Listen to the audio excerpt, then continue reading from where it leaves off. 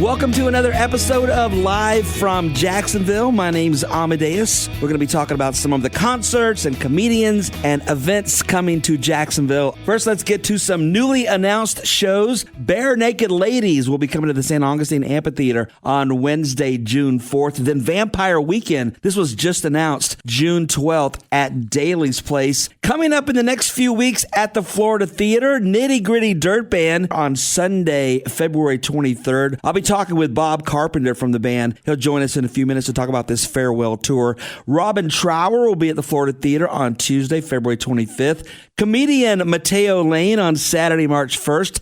Tesla will be at the Florida Theater on March 5th. And Brett Young on Thursday, March 6th. Get to floridatheater.com for more information on all those shows. At Daly's Place, it's Rod Stewart on February 25th. And Jimmy Buffett's Coral Reefer Band with a tribute to Jimmy Buffett. That show is on Saturday, March 15th. The FSCJ Artist Series is bringing the Dancing with the Stars live tour to the Performing Arts Center on Thursday, February 27th. The Righteous Brothers Farewell Tour on March 5th. And Staying Alive, One Night of the Bee Gees on Thursday, March 6th. And at the Jacksonville Equestrian Center on Saturday, March 1st, it's Bulls, Bands, and Barrels. So if you love rodeo and live music, you don't want to miss that. Our first guest today is Bob Olson, Executive Director of the Thrasher-Horne Center. Bob, for those that aren't familiar with the venue, tell us about it. I call us the Total Event Center. And I say that because we have services that are not found in other venues. We have our main stage auditorium where we obviously bring in a lot of professional acts, concerts, and all that. We also rent that stage. It brings in all kinds of dance competitions, national and region. We also have a conference center with over 6,000 square feet. Anything can rent in there, from showers to formal corporate events to weddings. And then we also have an art gallery, a dance studio, and a studio theater that fits 200. Black box is what the industry calls that. And that's all underneath one roof. So the Thrasher-Horne Center has a lot to offer to everybody. Yeah, that gallery is always amazing to go through. Well, what we did for our art gallery a couple of years ago, we had a little vision because we have our members. They come before every show. We normally have a heavy hors d'oeuvre spread out for them, but we used to keep them up in the upper level. We wanted something a little more special, more experience, and you've seen that gallery. It's beautiful. Yeah. So we now have combined, we call it the Circle Club, Members Circle Club, with the gallery, and so we've created as a nice big club, but yet all them photos along, it's beautiful, and they get that opportunity before every show, which really has increased foot traffic as well in the gallery. So kind of cool vision that we had, and it's really super. It's nice to have something to do. Like if you get to a show that's going to be like starting in an hour and you've got time to kill, like grab a drink, walk around, check out the gallery. It's really a nice little, just a little extra thing to do while you're at the venue. Yeah, I agree. The thing when we did the Circle Club, you can buy into the Circle Club even if you're not a member, and have that experience. And what we have done then, the gallery is only open at intermission then for the general public. As well, it's open any day whenever our ticket office is open, which is basically 10 to 2 each day of the week. Bob, the whole reason for this podcast that I'm starting is to let people in Jacksonville know about some of the amazing venues that we have, because there's a lot of new people moving into the area that may not know, and we have, I mean, we're lucky. We're a city of like 7 or 8, 9, soon to be 10 venues with the nightclubs that are turning into to like little concert halls. How long has the Thrasher-Horne been there? Yeah, we're celebrating our 20th year. What? 20th year. We're already celebrating, and we've actually had a couple neat. We've kicked it off the celebration with a President's Gala on the main stage. It was the first time we've ever had a gala on a main stage, which was really cool. We recently had a members appreciation dinner for the 20th year celebration on the main stage, and we're going to have a public event in April, soon to be announced. So, we're in 20 years already. That's crazy. And where do you call yourself? Do you call yourself Orange Park? Do you call yourself Middleburg? Yeah, Orange Park. That's the location. You know, we're actually on St. John's River State College's Orange Park campus. And a lot of people don't know this, but we are owned and operated by the college. So you're a nonprofit theater, is that right? Yeah, you would consider us nonprofit. Yeah, very cool. Well, let's talk about some of the shows coming because you guys have some great things. One of the shows that's coming up on March 3rd is One Night in Memphis. It's basically a story of Elvis Presley, Carl Perkins, Jerry Lee Lewis, and Johnny Cash. And I've seen that show before, and it is a lot of fun. It is a lot of fun, and it's a high demand for us. Every time we have a great audience, and that's building up to be a fantastic audience as well. And as you know, we have Larry the Cable Guy 3 nights after that, which we're really excited about. Audience is building to a pretty good size, so it's going to be a great event. I'll be talking to Larry the Cable Guy right after you and I are done on this podcast, and he'll be there on March 6th. And then a week after him, Howie Mandel on March 13th. Yeah. I guess you could call it Comedy Week here at the Thrasher Horn Center. And that is a great venue to see comedians, too. Oh, yeah, it is. Very personable, as you know. We fit 1,700 in the house, but it's intimate. It's a very intimate venue. So anyone that gets on the stage, I think the audience interacts so well with the act and vice versa. So because of its size. It really is very personal. Another great show coming March 16th is Splish Splash, the music of Bobby Darin. Yes, it is. It sure is. As you know, you look at our schedule, and we always have something for everyone, And Bobby Darin, obviously, a little on the older generation side, but it's going to be a great night here at the Thrasher Horn Center. But great music is great music, and that right there is some great music. On March 27th, Joe Nichols, this is a show that's a makeup from when the hurricanes, I believe it's Helene and the other one, kind of came back to back, and I think Joe was scheduled right in between those two, so had to reschedule, and that's going to be on March 27th. Yeah, that's exactly what we had to do. We had to reschedule that one. And I also want to let you know one thing that we kind of hadn't talked about, and this kind of shows the diversity of our place. The Clay Bridal Spectacular is on March 16th. That's our own event. We hosted, I can't believe it. It's celebrating its 7th year. I can remember when we first had this vision of us hosting an event like this here. So while it's not in the show, it just shows you what we have for a diverse venue. It's held in our conference center, so it's very cool. So all those brides-to-be can check out thcenter.org for information on that. March 31st, Turn to Stone, an ELO tribute. I am such a massive Jeff Lynne fan, and that sounds like an amazing show. Yeah, and we're getting really good reviews on this tribute, so it should be a great night as well. And then in April 14th, Pretty Woman, the musical, will be at the Thrasher Horn Center. So there's a lot coming up in the next few months. And we are actually starting to build, and we have a couple of cool announcements that begin in March that I can't wait to share with you. I can't do it yet, but we have a really cool event coming up, but we're starting to look outward to the next season as well. Will you come back on the podcast when you're able to announce those and let us know? I absolutely will. That would be amazing. Bob Olson's executive director of the Thrasher Horn Center. Check out thcenter.org for all the shows that are coming to town. Bob, I'm going to let you run because I got Larry the Cable Guy waiting on the other line. Wow, very cool. Say hi to Larry for me. Larry the Cable Guy will be at the Thrasher Horn Center on Thursday, March 6th. Larry, Bob says hello. How are you doing today? I'm doing fantastic. And yourself? I'm doing well, thank you. We're getting excited to have you come to town to the Thrasher Horn Center on March 6th. Absolutely. I can't wait to do it. I'm filming my brand new album March 15th in Clearwater, so you'll get to see it before I film it. So this is kind of a dress rehearsal? Yeah, you know what? Just finishing everything up and getting everything I need and got it all down just to stay sharp, so you will see the finished product. That is pretty dang cool.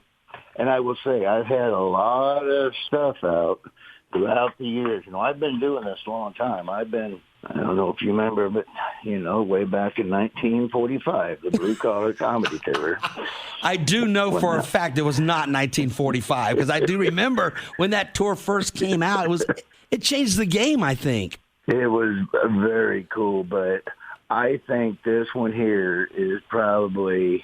because it'll probably be, I've done so many of these specials and albums, I can only write so many jokes about Walmart. But it's probably, I'll always tour, but it might be the last one I put out, so I wanted to make sure I did it with a bang. So this is a really there's some really funny material on here, and I can't wait to perform it for everybody. Yeah, and that's a great venue, too. The Thrasher Horn Center is one of my favorites here in town. It's such a great room. Absolutely. Yeah. I don't even, I say it's good to be back there, but I don't think I've ever been there. Yeah, I think this is your first time here. Bill Engvall was there. We went and saw him a couple of years ago, and it's just such a good room for stand-up. You're gonna fall in love with it. I don't know if will I fall in love with it? If I do that, I'll perform with no pants on. Oh, my gosh. I hope you don't fall in love with it. No, yeah, I'm looking forward to it. I got to tell you, I was on the airplane the other day going to Las Vegas, and I was sitting next to a ventriloquist. Uh-oh. And this guy was unbelievable. He fell asleep, and I talked to the puppet for 40 minutes. I mean, this guy was unbelievable. Hey, can we talk about your Git-R-Done Foundation? No, we can't talk about it. All right, let's move on. Let's move on to Nick Hoff then. No, yeah, you know what? Started that in 2008, I believe, and when I was living in Sanford, Florida. And my boy had hip dysplasia, and we had found a doctor at Arnold Palmer that knew how to fix it, and thought that if we started a foundation, if we started a thing called the International Hip Dysplasia Institute and trained doctors in the same way to work on hip dysplasia, we could be able to eradicate it at some point. So we thought that's a good idea. So that's how it all started, and since then it's been, everything from veterans to kids. That's our main focus, veterans and kids. And if you go on the website, Git-R-Done you'll see all the organizations that receive money.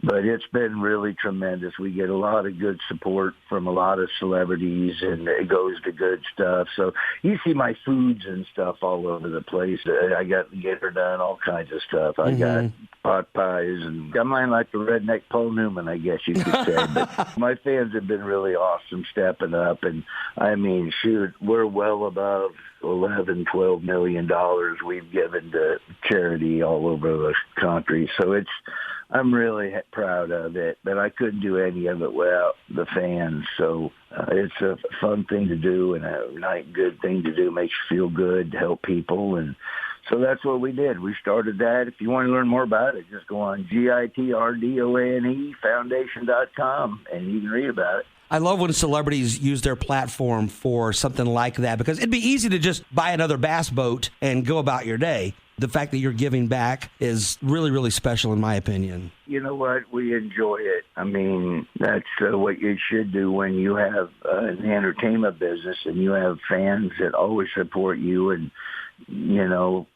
bless you in a way where you're able to never worry about, having bills paid or anything. You should always find something that gives back to that community. I mean, you don't have to, but it makes you feel good. I mean, those people help you along the way. So anytime there's a situation arises, if you already don't have tons of charity going out, then it's a good thing to do.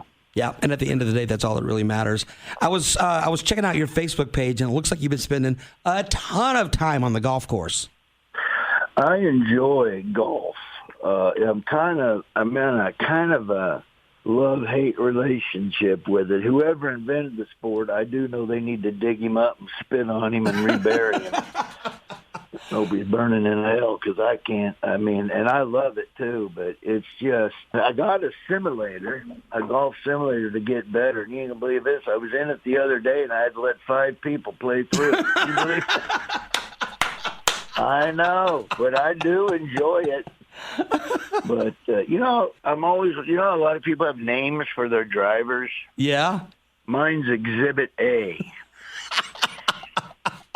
For it to many people, but, I mean, it is a love-hate. I do love golf, though, but I'll tell you what, it's almost like you don't get better. It's like you do good practice, and then when it's time to actually do it, yeah, kind of like making love to my wife. I'm good at talking about it and practicing. And then I get up there and I freeze up. It's all in my head. My pop is 87 years old, and he still golfs every weekend. And I'll come home to visit, and I'm like, how'd you shoot today, Pop? And he's like, 81. He's like you. He hates it, but he loves it. Oh, yeah. No, it's absolutely. It's fun, gives you good exercise, but it's a love-hate, that's for sure. Reminds me of the DMV. After about an hour, I want to strangle everybody. But it starts out good. Boy, it's cold here. I'm calling you from Nebraska. Is that where you are? I thought you were in Florida for some reason. No, I'm in Nebraska, and there's snow on it. It was so cold today, I could only pee my initials. Oh, gee. I've been downtown. I saw a junkie with his tongue stuck to the spoon. I mean, it is cold up here. Thank you very much. There'll be 2 shows on Friday. Enjoy the buffet. Enjoy the buffet. Larry, the cable guy, thank you so much for your time. Thank you for making me laugh this morning. I needed this. Well, absolutely. And I can't wait to come.